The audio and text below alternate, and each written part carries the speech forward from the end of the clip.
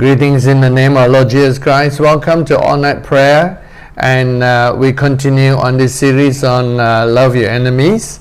Last week we talked about how it's incomprehensible to us humans how God could allow enemies or allow imperfect situations or even allow evil to continue to exist.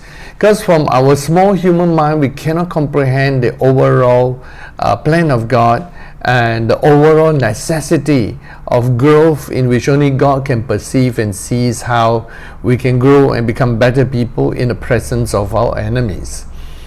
As we continue to grow in God, one area that can help us become more and more like God, to treat our enemies with compassion and love, is to understand how enemies form and how to understand them. Imagine we could hardly even understand people close to us, and now we got to understand our enemies too. But it's all part of growth and part of us understand how enemies actually came about, and the Bible is full of stories like that. And by looking at the Bible stories, we can understand why people become enemies. Of course, sometimes things are not as simple as we can outwardly see, but it's always sometimes a progression of time that people choose to position themselves in different ways and different manners, and then relationships break up, relationships mend, relationships go different directions. And we just need to be like God to understand all things, and most of all, through everything, we continue to grow to be more and more like Jesus. That's the most important thing in our life, and that's our greatest inheritance that we can receive from God.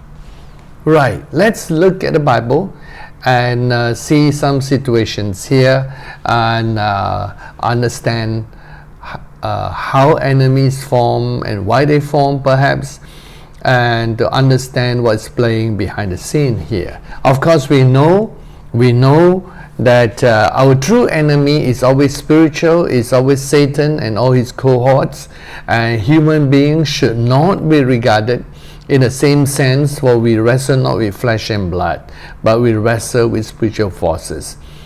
And so it's important to understand more the human enemy side, why they become the way they are, and in that way afford them some compassion and understanding, so that we can be like Jesus in increasing, enhancing our ability to love our enemies as Jesus commanded us to.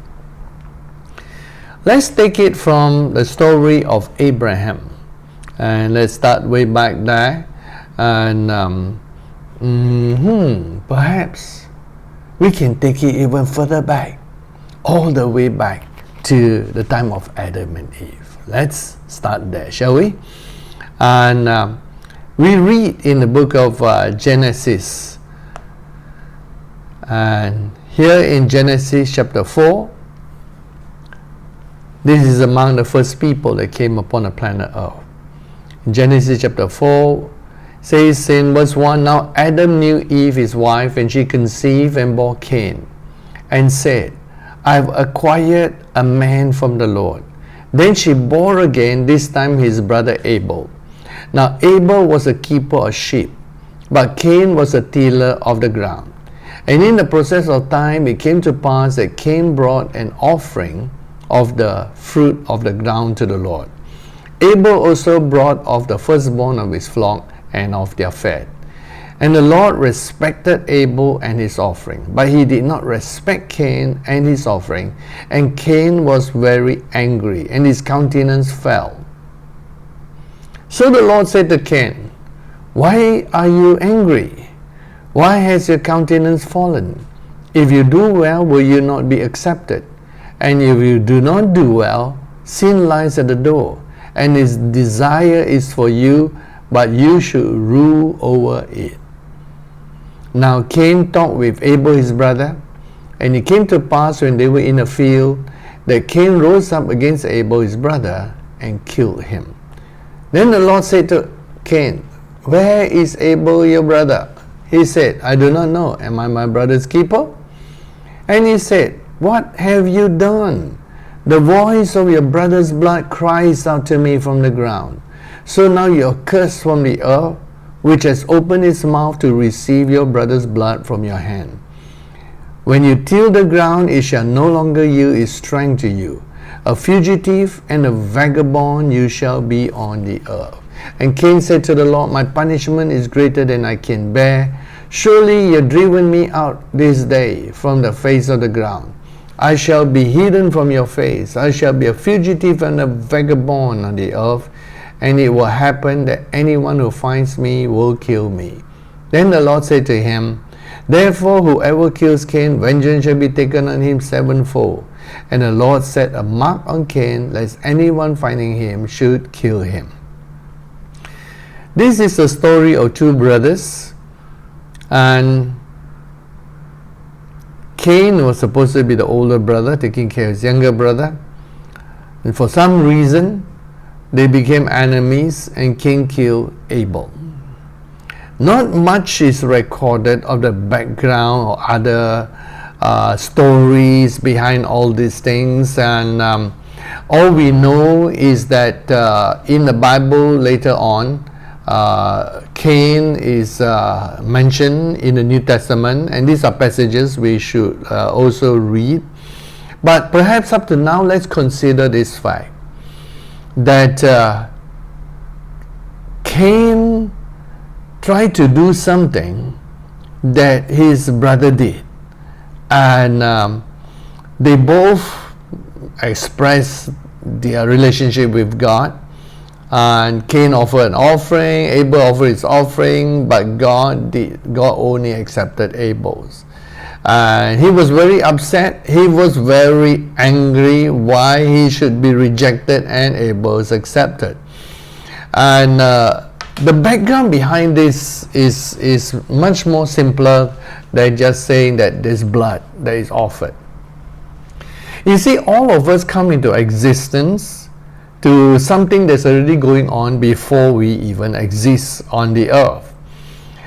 Before Cain came to the sin and Abel came to the sin, there was a background of Adam and Eve, and the earth was already cursed. And for some reason, anything that is now offered from a cursed object, from the earth, has to now be under the blood. And that should have been understood. And for some reason, Cain assumes things are fresh from where he is without regarding to what went on before him. You see, all of us have to respect whatever precedes our life. Whatever God has covenanted, God has related to, whatever God has blessed, or whatever God has judged, has gone on before we came to the sin.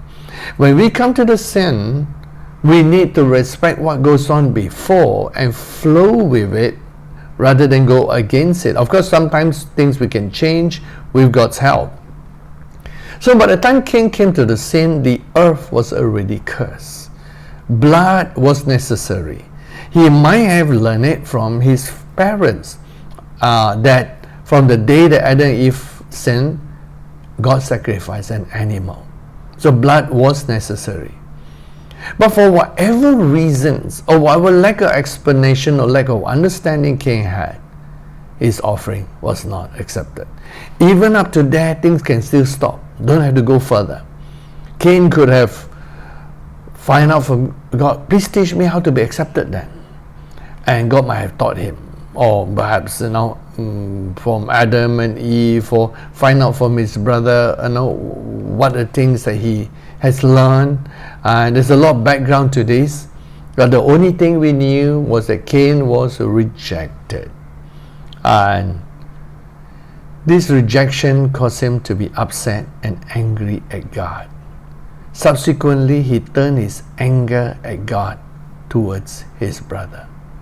What was the root that made Cain make his brother an enemy and have him killed? I believe the root was rejection. Rejection. He felt so rejected. And he didn't like the fact that Abel was accepted. Oh, rejection.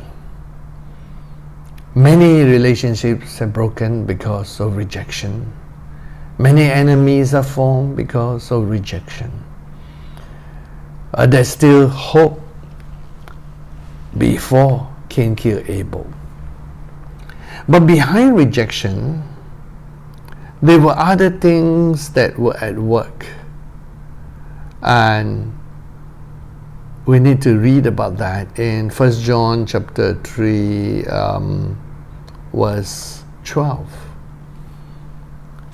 It says in 1 John 3:12, not as Cain, who was of the wicked one and murdered his brother. Why did he murder him? Because his works were evil and his brother's righteous. How could Cain's work be evil?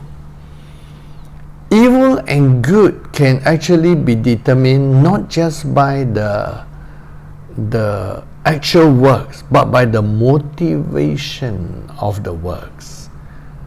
Like, for example, when David plotted to cover up his sin with Bathsheba when she has a child, he seemed to be very kind to bring Uriah back away from the war and spend some time back in Israel. But whatever he did was evil. The motivation behind it was evil. And in the end, when Uriah didn't flow with all the plots and all the plans and the scheming of David, David wrote a letter that sentenced him to die by the hands of his enemies at war. So sad. Everything that David did, like it looked like he's kind, bringing him back, favoring him as a soldier to come back and report, it was all to no avail. It was evil. Motivation can make something that outwardly looks good to be evil. So it says here that his works were evil. I believe the motivation of him offering to God was not pure. And the other fact, it says Cain was of the wicked one, which means there's another factor involved. Satan was influencing him, and he did not know it. So it was not just rejection. There was rejection. There was Satan behind. It says sin lies at your door, God says, but there was the work of Satan putting thoughts in him, putting emotions into him, and there was wrong motivation for him to do all those things, such that it's called wicked. All those things combine to make Cain look at his brother as an enemy. His brother is not his enemy. But for some reason, all this internalization and wrong perception, influence from Satan, rejection, and wrong motivation all mix up into murky, muddy water that Cain cannot see clearly, and begin to look at his innocent brother who doesn't know what's going on in his life or in his heart. That his innocent brother became his enemy. So true, enemies are born out of the murky, muddy waters of rejection, influence on the enemy, wrong motivation, perceptions, and all such things. But let's look closely so that we can understand all our enemies. In the Bible, there is another little story, and this little story is in the book of Genesis, chapter 37. In Genesis 37, I want to bring forth the fact that the brothers of Joseph eventually became Joseph's enemy. But how it came about was again through muddy waters. In chapter 37, we see this situation in verse 1 that exists. Now Jacob dwelt in a land, Genesis 37 verse 1, Jacob dwelt in a land where his father was a stranger in a land of Canaan. This is the history of Jacob. Joseph, being 17 years old, was feeding the flock with his brothers, and the lad was with the sons of Bilhah and the sons of Zilpah, his father's wife. And Joseph brought a bad report to them to his father. Now Israel loved Joseph more than all his children, because he was a son of his old age. Also he made him a tunic of many colors. But when his brothers saw that their father loved him more than all his brothers, they hated him and could not speak peaceably to him. And in the midst of all these muddy waters, Joseph has a dream that seems to put his brothers even more down. Wow, how enemies are formed is so complex and through muddy waters. Now, the brothers were more or less, I would say up to this time, also innocent victims of circumstances beyond their control. So was Joseph. The problem lies with Jacob. See, sometimes enemies are formed through inheriting the likes and dislikes of our forefathers. I mean, it's a known fact that sometimes Palestinian and Jewish children will play side by side, when they are put together. But then as they grow and they inherit their cultural prejudices against each other, two best friends who are playmates might become enemies. That is sad. And it's important for us to know that as we learn to understand an enemy, we must not become an enemy that plot the destruction of other people. We ourselves must become a friend and lover of all mankind. We must not allow our parents or our leaders or anyone above us in any way, whether in age, in position, in power, in wealth, in society, to cause us to have a viewpoint to regard people who could be innocent, people who does not have any evil in them to destroy, become our enemies. Do not inherit your forefathers' enemies. Do not inherit your ancestors' enemies and make them your enemies, or your cultural enemies, or your racial enemies.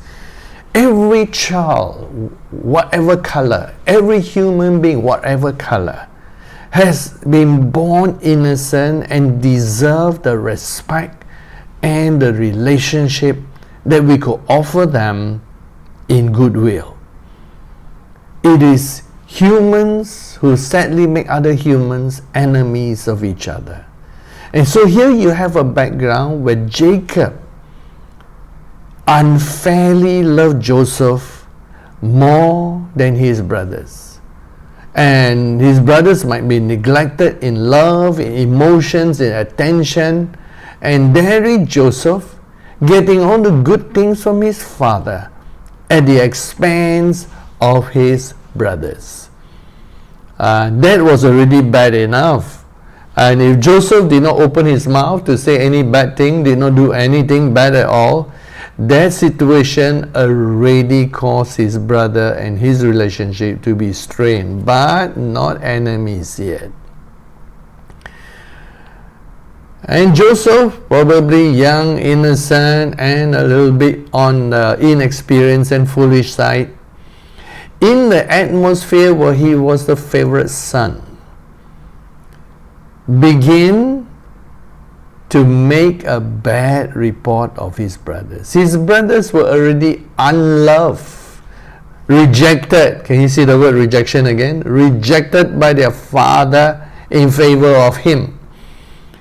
in the midst of all that rejection, he add fuel to the fire by making a bad report of his brothers all the time. It says in verse 4, by verse 4, of course all these take place over many years, although it's covered by just a few verses. Over time, as Joseph keep on giving bad report, every time the brothers come back, they got scolding from the father, because Joseph just gave a bad report, caused them to have more scolding. Already they are rejected, they are unloved, they are unprivileged, and Joseph is privileged. They don't have the privileges that he has. The relationship with the father is strained even more by Joseph. And over time, long time probably, and over many experiences of such thing, they hated Joseph. They cannot speak well of him. They cannot speak peacefully. In other words, the brothers of Joseph became his enemies. Joseph has a part in it. Jacob has a large part in it. Of course, they themselves has a part. Although we see that some brothers still, like Reuben, still care for him. But generally, there was enemies formed within the same family. How sad. And on top of this comes this coup de grace. Now Joseph had a dream and he told it to his brothers in verse 5, and they hated him even more. They hated him even more because in his dream, he says they were all binding sheep in the field, and his sheep stood up and all their sheep bowed to him. They were never gonna bow to him. It made them even more angry. And they say, will you reign over us? No, we were not like that. And says in verse 8, and his brothers said to him, shall you indeed reign over us? Or shall you indeed have dominion over us? So they hated him even more for his dreams and for his words. Words hurt. Words can make enemies of people. Be careful of your words. Speak only gracious words. And then he dreamed still another dream and told it to his brothers. Look, I have dreamt another dream, and this time the sun, the moon, the 11 stars bowed unto me. So he told it to his father and his brother's father rebuked him and said, what is this dream that you have dreamt? Shall your mother and I, your brothers, indeed come to bow down to the earth before you? And his brothers envied him, but his father kept this matter in mind. So on top of hating him, on top of being upset at him, they envied. But that envy was there all the time. They were always envious of him because his father gave him all the good things. So finally, there comes a situation when his father sent him to check out on his brothers, and as usual, he must check out on them, bring back word against him. But now you have this dream that is hanging over their heads, and so when he went out to his brothers, look at the words of his brothers when he came to them. And in verse 18, after this dream matter was spoken to them, it was still fresh in their memories. In Genesis chapter 37 verse 18, now when they saw him afar off, from far away when they saw him, imagine how big a hatred they have already built. When they saw him from afar and he's coming, and you know when you're in a plane where the enemies of you can see very far, even before he came near, they were already plotting how to kill him. They had become the enemies of Joseph. They conspired against him to kill him. Then they said to one another, look, this dreamer is coming.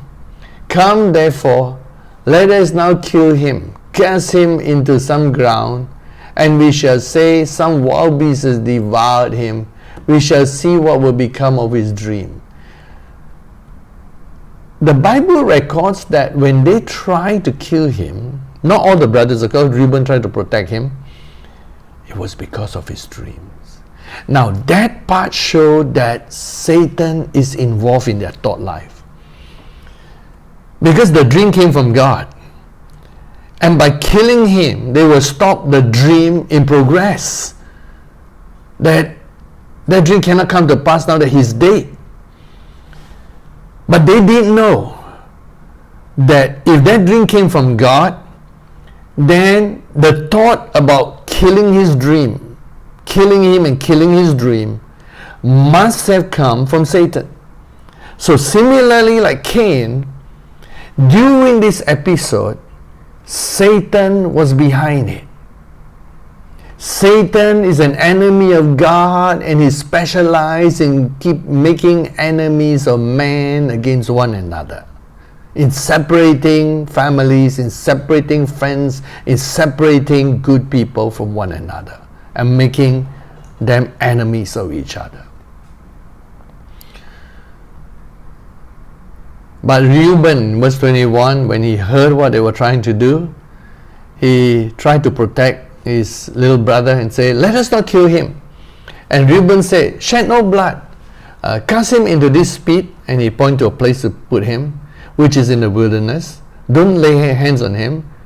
And his motive is, he want to take him and bring him back to the father. So Reuben still cared for his little brother.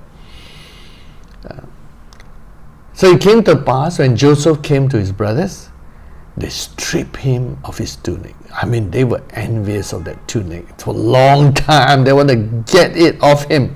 Finally, they stripped Joseph of his tunic. Tunic of many colors is on him. They took him and cast him into a pit. The pit was empty and there was no water in it. Now later on, we know that Joseph pleaded with them for his life. And then they sat down to eat. I mean, they just didn't care about his brother. And of course, Reuben still cared and hoped that when they go away, he'd come and rescue his brother and quickly send him back safely to the father. Then they lifted their eyes, and while they were eating, there was a company of Ishmaelites coming from Gilead with their camels, bearing spices, balm, and myrrh on their way to carry them down to Egypt. So Judah said to his brothers, what profit is there if we kill our brother and conceal his blood? Come, let us sell him to the Ishmaelites, and let not our hand be upon him. For he is our brother and our flesh. Of course, it's wrong to kill your own brother and your own flesh. But this doesn't make it any better. But this is a reasoning from anger and reasoning from evil. Selling him is better killing him. And his brothers listened. Then the Midianite traders passed by, so the brothers pulled Joseph up, laid him out of the pit, and sold him to the Ishmaelites for 20 shekels of silver. They took Joseph to Egypt. They thought that was the end of Joseph, the end of his dream. And big brother comes in verse 29. Reuben came to the pit in verse 29, and when he saw Joseph was not, because he was not among them who sold him or plotted to kill him. He was always trying to take care of his little brother. He tore his clothes. And he says, the lad is no more. And where shall I go? And then they took Joseph's tunic, put it in a kid of the goat's blood, and they sent it to his father, saying, this is what we found. Is this Joseph? Of course it is. He recognized it, and he tore his clothes, put on sackcloth. And none of his sons, his daughters, then he got daughters, arose to comfort him, could comfort him. And he says here, go down to his grave, mourning. Poor Joseph. His brothers make themselves his enemies. So what do we have here? We have rejection. We have, of course, envy. We have an inherited situation that was imperfect. And on top of that, Joseph did not help by bringing a bad report. It says they hated him even more. So when a situation is already bad, don't make it worse. A situation that's already on fire, don't go and pour kerosene on it. It's terrible. And in the end, these people go mad and wanted to kill Joseph. And in the end, they also go mad and go and sell him off. Imagine, Joseph was crying and weeping all the way, sold for 20 pieces of silver. What a sad situation. How brothers become enemies. Never underestimate how negative emotions can make an enemy out of people.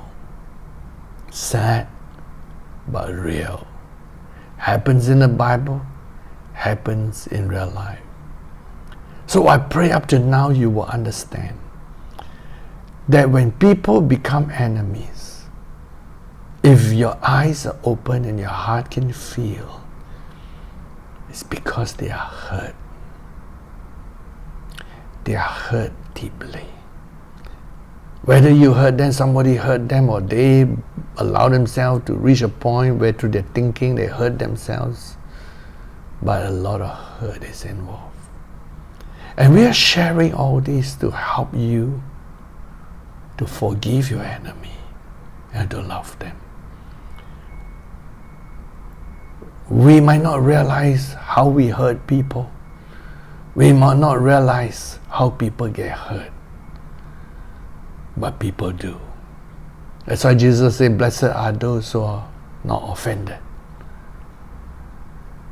To learn how not to get hurt and offended, so that we don't become an enemy against other people. But an enemy is actually hurting and bleeding on the inside. Whatever they do outwardly is because of rejection, hurt, pain, anger, and that's the reaction. Let me point to another Bible story. And in this Bible story, it's a tender one. But let me not go to tender one. Let me go to a bit of the soldier one first. And there are lots of little stories you can pull out from. But let's look at this situation of civil war during the time of Israel. One group under David, the other group under Abner. Abner installed Ishbosheth as a puppet king so that he can continue to rule and reign. The background of this story, the background of this story is in 2 Samuel. Let's look at 2 Samuel. David had become king over Judah. And it says here, let's read background. Okay, let's start from 2 Samuel chapter 2, verse 1 onwards. It happened after this that David inquired of the Lord, saying, shall I go up to any of the cities of Judah? And the Lord said to him, go up. David said, where shall I go up? And he said, to Hebron. So David went up there, and his two wives also, Ahinoam the Jezreelitess, and Abigail the widow of Nabal the Carmelite. And David brought up the men who were with him, every man with his household. So they dwelt in the cities of Hebron. Hebron was like the provincial capital of Judah. Then the men of Judah came, and there they anointed David king over the house of Judah. They told David, saying, the men of Jabesh Gilead were the ones who buried Saul. So David sent messengers to the men of Jabesh Gilead and said to them, you are blessed of the Lord, for you have shown this kindness to your Lord, to Saul, and have buried him. And now may the Lord show kindness and truth to you. I also will repay you this kindness, because you have done this thing. Now therefore, let your hands be strengthened and be valiant, for your master Saul is dead, and also the house of Judah has anointed me king over them. So David was gracious in his victory. Remember, be humble always, and when you're victorious, be humble and be gracious. In 2 Samuel chapter 2, meanwhile, while David was anointed king over Judah, in verse 8, Abner the son of Ner, commander of Saul's army, took Ishbosheth the son of Saul and brought him over to Mahanaim. And he made him king over Gilead, over the Ashurites, over Jezreel, over Ephraim, over Benjamin, and over all Israel. Ishbosheth, Saul's son, was 40 years old when he began to reign over Israel, and he reigned 2 years. Only the house of Judah followed David. All the other Israelites, they continued to follow Ishbosheth and Abner. And the time that David was king in Hebron over the house of Judah was 7 years and 6 months. During the 7 years and 6 months, Israel was at war with Judah. So the civil war continued with one another. It says here in verse 12, now Abner the son of Ner and the servants of Ishbosheth the son of Saul went out from Mahanaim to Gibeon. And Joab the son of Zuriah and the servants of David. Joab was a general of David, and Abner was the general of the northern kingdom. And the servants of David went out and met them by the pool of Gibeon. So they sat down, one on the one side of the pool and the other on the other side of the pool. Then Abner said to Joab, let the young men now arise and compete before us. So they continue to have civil war, they fight among each other. and so forth. And so it happened that during this civil war time, which was not, of course, perfect, that something took place. Something took place, and they were already, you can see at this point that though they were different parts of Israel, there were Judah, and there Joab over Judah, Abner over the rest of Israel, that even though they were fighting a war, they have some level of friendliness, that they could sit down, one is like, okay, let the young man fight, let us not fight, kind of thing. There was some understanding that this was politics and doesn't involve them. They were just generals doing their part. It's just like if you read some little precious stories that come out from the World War I, World War II, you find that there were times when two armies were fighting, and then I think over Christmas time they stopped, and then because they were just human beings, so they celebrated Christmas or something, or sometimes they stopped so that each side can take the other people's wounded, and then after that it paused for a while, then after that they start fighting again. So the fact that humans can stop fighting with each other tells us that in essence a lot of wars are unnecessary, and they're fought over wrong reasons, maybe pure political reasons, or maybe the selfish reasons of the leaders of the countries that brought the whole country to war. But whatever it is, all wars, if can be avoided, should be avoided, because they're unnecessary and the cost of human lives is too much. But something happened during this civil war that stopped a lot of friendliness kind of thing, or understanding, political friendliness among them. And here's the story in verse 18. See, Joab was one of three sons. It says in verse 18, now the three sons of Zuriah is the father of Joab, the three sons of Zeruiah were there: Joab, Abishai, and Asahel. And Asahel was as fleet of foot as a wild gazelle. He's a good runner, in other words. So Asahel pursued Abner, and in going he did not turn to the right hand or to the left from following Abner. Then Abner looked behind him and said, are you Asahel? He says, yes. He says, I am. Then Abner said to him, turn aside to your right hand, to your left, lay hold on one of the young men and take his armor for yourself. But Asahel would not turn aside from following him. He didn't want to kill because he has a political understanding with Joab, his opponent, the general on the opposite side. And there was an understanding, that this is not personal, this is just a political battle that they had to fight. But here's where it became personal. When Abner was like running because his group was losing, in one of the battles, in a war there are many battles, Asahel, who is fast at running, wanted to get at Abner. Now, Abner was quite a mighty fighter, and he knew he could easily fight and win. So Abner told Asahel, the brother of Joab, says, hey, go and kill somebody, go and choose somebody else, don't come to me. And here's his reason. He says, turn aside from following me.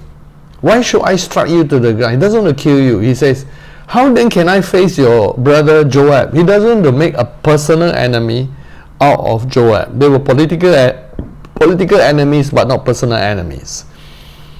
And he says, however, he refused to turn aside, so he has to fight. So Abner struck him in the stomach with the blunt end of the spear.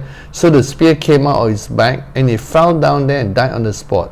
So it was that as many as came to the place where Asahel fell down and died stood still. Joab and Abishai also pursued. The brothers pursued Abner, and the sun was going down when they came to the hill of Ammon,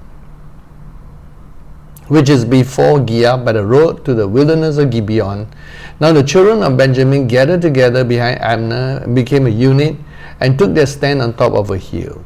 Then Abner called to Joab and said, shall the sword devour forever? Do you not know that it will be bitter in the latter end? How long will it be then until you tell the people to return from pursuing their brethren? Because they are all Israelites, brethren with brethren.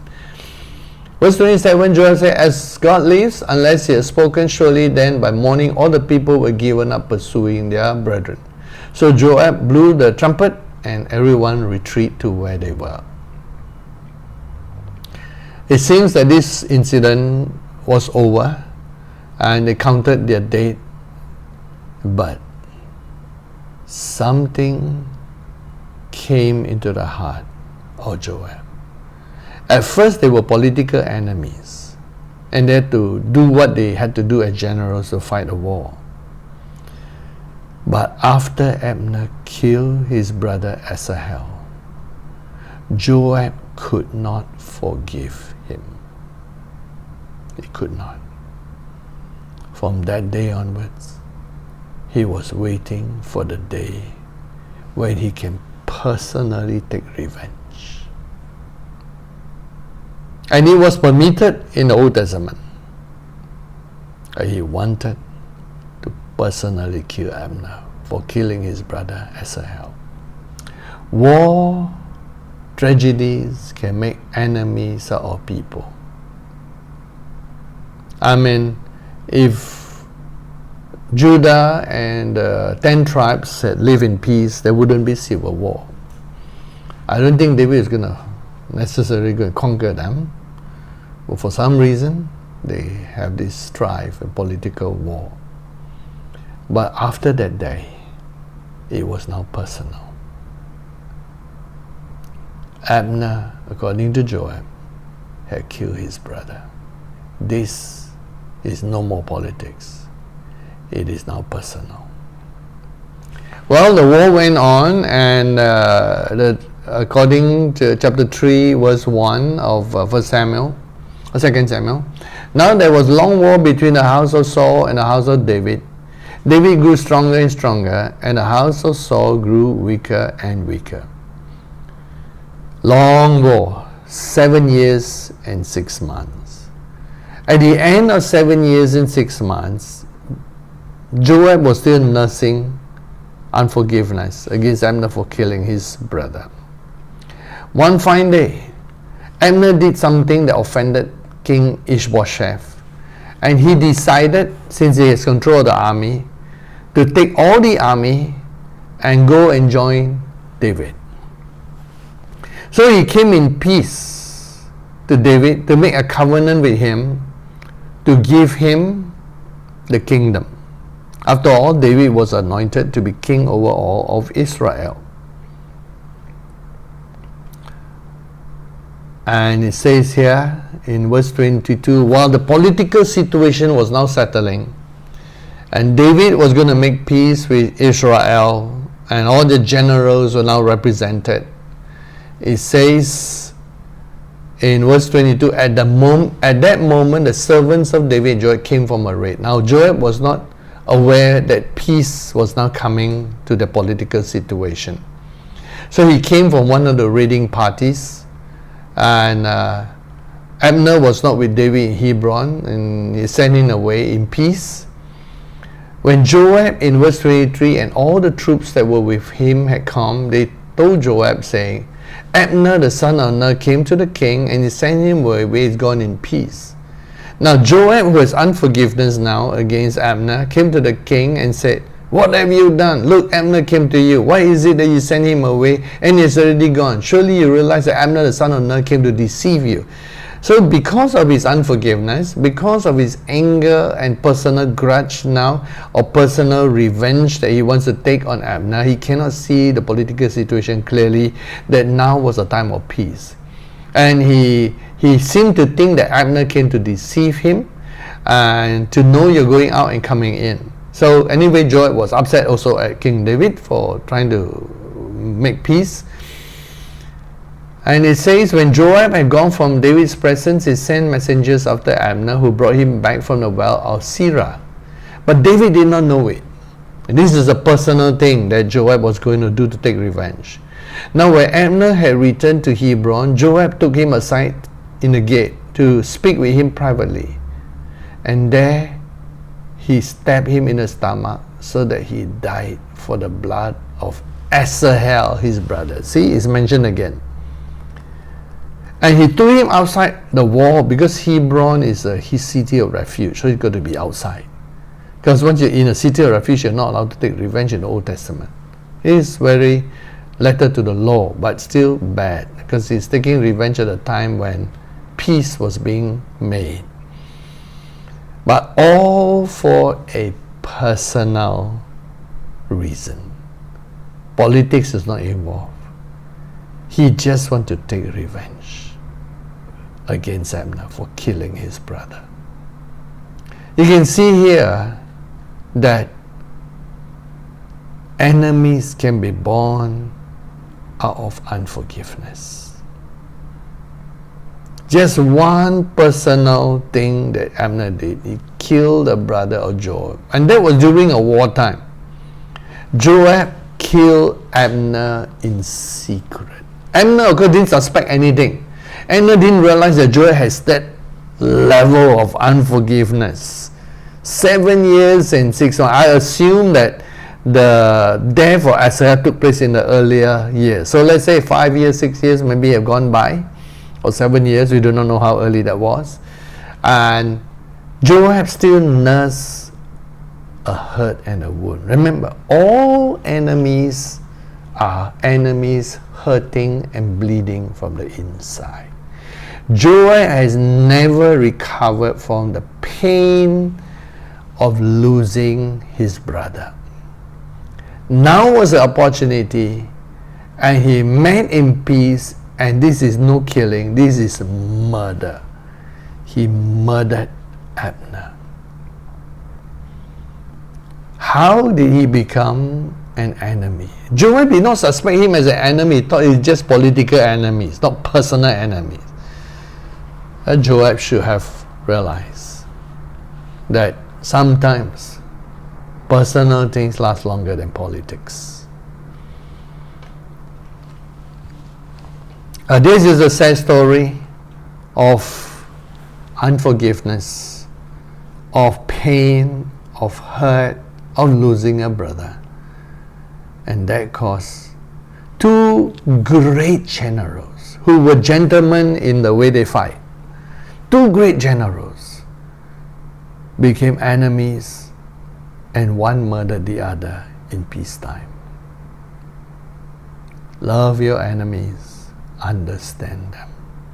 All enemies are enemies who are hurting and bleeding on the inside. Sometimes you might have a hand in causing the hurt and the problem. Sometimes you did not. But it does not matter. To love your enemies, you have to understand how they became an enemy. It's always some form of hurt, some form of bleeding on the inside. If God could take the veil from our eyes to see the hurting heart, the hurting person, then you can understand and realize why the person became an enemy. Now, there's no justification in our modern New Testament to become an enemy. But this is taught so that we can have more understanding of people. In the midst of this time, one of the conditions that David had to make peace was that Michal, his first wife, was returned to him. In verse 14 of 2 Samuel 3, so David sent messengers to Ishbosheth, Saul's son, saying, give me my wife Michal, whom I betrothed to myself for 100 foreskins of the Philistines. Ishbosheth sent and took her from her husband, she's already happily married, from Paltiel, because Saul had married her away, son of Laish. Then her husband went along with her to Bahurim, weeping behind her. So Abner said to him, go return, and he returned. So Michal, here's another personal story. Michal, once upon a time, was deeply, deeply in love with David. And they were young lovers. And we have here the little story after David has slain Goliath. Let me get to that. Here we have it. 1 Samuel. Let's return to 1 Samuel. And David has slain Goliath. David became famous, and songs were written about him.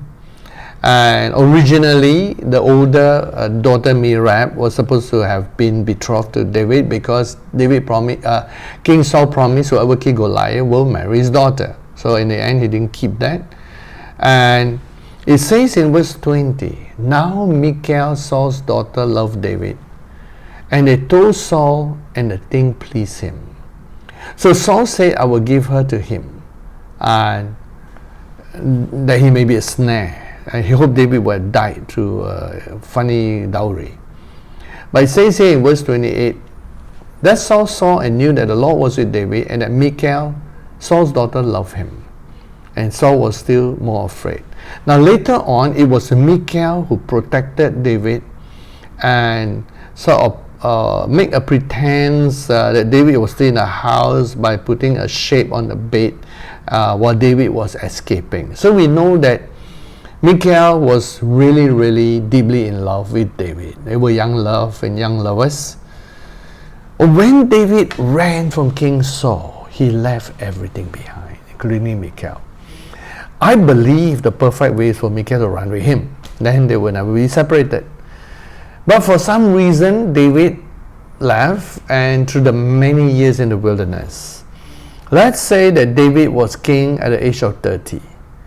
And if he slayed Goliath, let's say 17 or 16, whatever, and he became a general, that would mean that there were at least 10 to 13 years, 10 years, let's say a few years with Saul, at least 10 years in the wilderness or so. And during those 10 years when he was wandering in the wilderness with his 400 men and later growing to 600, his 600 men, David married Ahinoam, and later on he also married Abigail. He had 2 wives. So by the time he came back to Hebron, and he might have married more altogether, he had 8 wives.